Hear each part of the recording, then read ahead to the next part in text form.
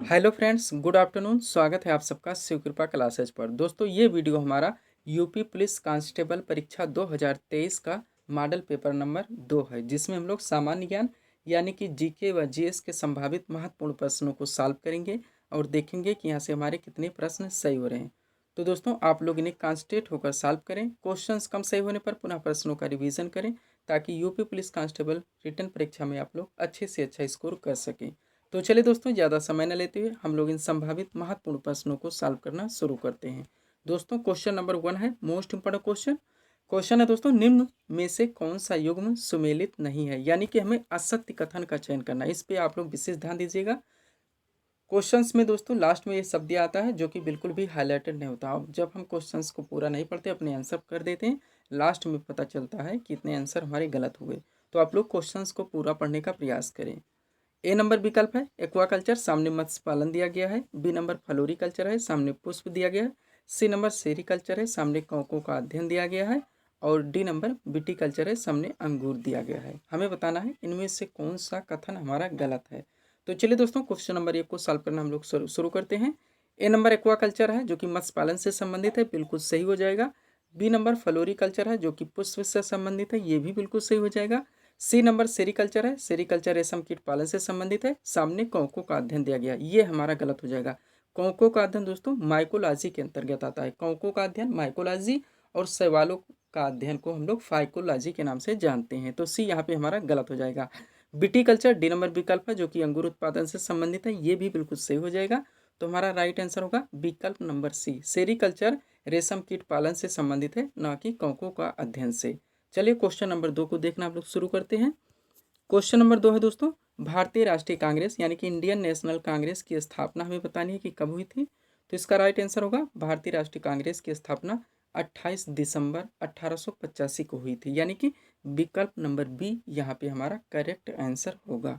Question number 3 देखेंगे हम लोग। क्वेश्चन दोस्तों, जैन धर्म का वास्तविक संस्थापक किसे माना जाता है। यहाँ पे वास्तविक संस्थापक की बात हो रही है दोस्तों। जैन धर्म में टोटल 24 तीर्थंकर हुए थे।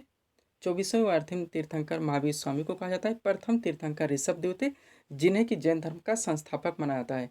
और 24वें अंतिम तीर्थंकर महावीर स्वामी को जैन धर्म का वास्तविक संस्थापक माना जाता है। तो हमारा राइट आंसर क्या होगा, महावीर स्वामी, यानी कि विकल्प नंबर डी यहाँ पे हमारा करेक्ट आंसर होगा। 4 नंबर क्वेश्चन देखेंगे हम लोग। क्वेश्चन दोस्तों, भारत का वित्तीय वर्ष कब से प्रारंभ होता है। हमें प्रारंभ बताना है, भारत का वित्तीय वर्ष कब से होता है, यानी कि फाइनेंशियल ईयर्स। तो दोस्तों इसका राइट आंसर होगा 1 अप्रैल से। भारत का वित्तीय वर्ष 1 अप्रैल से प्रारंभ होता है और इसका लास्ट डेट है 31 मार्च। दोनों आप लोग ध्यान रखिएगा, भारत के वित्तीय वर्ष का आखिरी दिन 31 मार्च है और प्रारंभ होता है 1 अप्रैल से। आगे चलेंगे 5 नंबर क्वेश्चन की ओर। क्वेश्चन दोस्तों, किस वेद की रचना गद्य तथा पद्य दोनों में की गई है। क्वेश्चन पे ध्यान दीजिएगा, वनडे एग्जाम का फेवरेट क्वेश्चन है दोस्तों, बार बार ऐसे क्वेश्चंस पूछे आते हैं।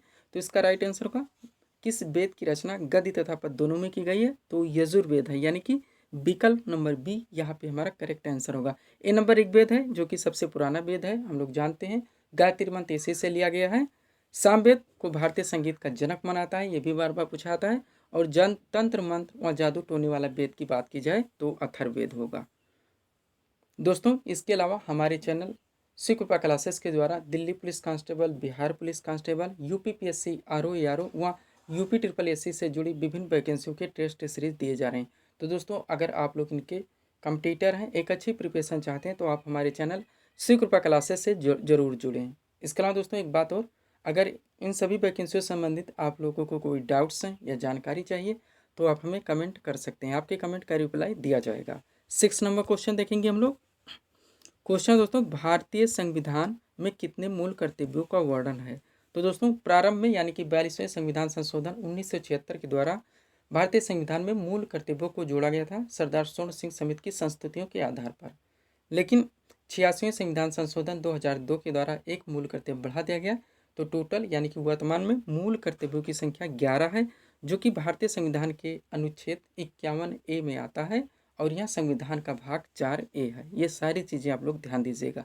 आगे चलेंगे हम लोग 7 नंबर क्वेश्चन की ओर। सिरके का रासायनिक नाम बताना है दोस्तों, बार बार पूछा गया, वनडे एग्जाम का फेवरेट क्वेश्चन है। राइट आंसर होगा एसिटिक अम्ल, यानी कि विकल्प नंबर सी यहाँ पे हमारा करेक्ट आंसर होगा। आगे देखेंगे 8 नंबर क्वेश्चन को हम लोग। क्वेश्चन दोस्तों, रक्त का थक्का किस विटामिन की कमी से नहीं बनता है। रक्त का थक्का। क्वेश्चन कई तरह से पूछा था दोस्तों। हीमोफीलिया रोग से ग्रसित व्यक्ति में कौन से विटामिन की कमी होती है, ऐसे भी पूछा था दोस्तों। और किस विटामिन की कमी से खून का बहना बंद नहीं होता है, ऐसे भी पूछा था। तो राइट आंसर होगा इसका विटामिन के, यानी हम लोग कह सकते हैं हीमोफीलिया रोग से ग्रसित व्यक्ति में विटामिन के की कमी होती है, जिसके कारण व्यक्ति में रक्त का थक्का नहीं बनता है और रक्त का थक्का न बनने के कारण खून का बहना बंद नहीं होता है। आगे चलेंगे क्वेश्चन की ओर हम लोग। टिक्का रोग किस पौधे में होता है, बार बार पूछा गया क्वेश्चन है दोस्तों। टिक्का रोग राइट आंसर होगा मूंगफली में होता है, यानी कि विकल्प नंबर ये यहाँ पे हमारा करेक्ट आंसर होगा। 10 नंबर क्वेश्चन देखेंगे हम लोग। भूकंपीय तरंगों को किस यंत्र से मापा जाता है, ये पूछा जा रहा है दोस्तों। तो किससे मापा जाता है, सिस्मोग्राफ से, यानी कि विकल्प नंबर सी यहाँ पे हमारा करेक्ट आंसर होगा। एक पैमाना है रिक्टर स्केल, यानी रिक्टर स्केल पैमाने पर सिस्मोग्राफ नामक यंत्र से भूकंप की तीव्रता की माप की जाती है। सब्सक्राइब करें आप हमारे चैनल शिव कृपा क्लासेज को इसी तरह के वीडियोस के लिए। 11 नंबर क्वेश्चन देखेंगे हम लोग। प्रतिवर्ष हिंदी दिवस कब मनाता है, इजी क्वेश्चन है, बार बार पूछा गया क्वेश्चन है। तो प्रतिवर्ष हिंदी दिवस कब मनाता है, 14 सितंबर को, यानी कि विकल्प नंबर सी यहाँ पे हमारा करेक्ट आंसर होगा। 12 नंबर क्वेश्चन देखेंगे हम लोग। किस संविधान संशोधन द्वारा मतदान की आयु 21 वर्ष से घटाकर 18 वर्ष कर दी गई, ये यहाँ पे पूछा जा रहा है दोस्तों।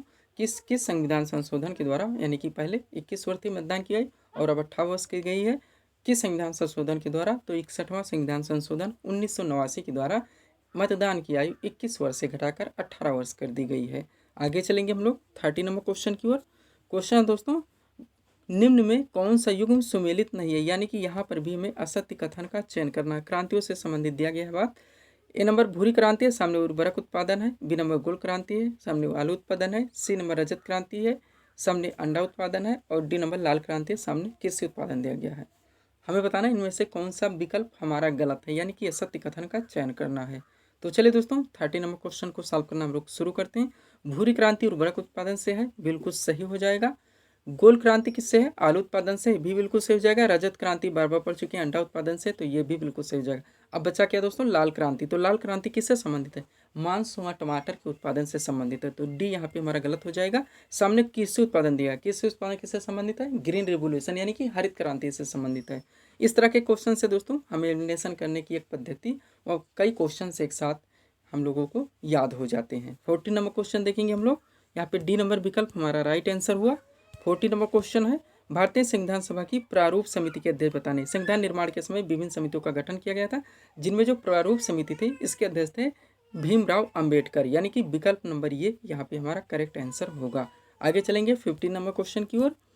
क्वेश्चन दोस्तों 15 नंबर, जो कि हमारी सीरीज का लास्ट क्वेश्चन है, पूछा जा रहा है विश्व मधुमेह दिवस किस तिथि को मनाया जाता है। महत्वपूर्ण दिवस से भी क्वेश्चंस आपके एग्जाम में पूछे जाएंगे और ये थोड़ा दोस्तों करंट रिलेटेड है, क्योंकि यह 27 जून को मनाया गया, यानी कि विकल्प नंबर सी यहाँ पे हमारा करेक्ट आंसर होगा।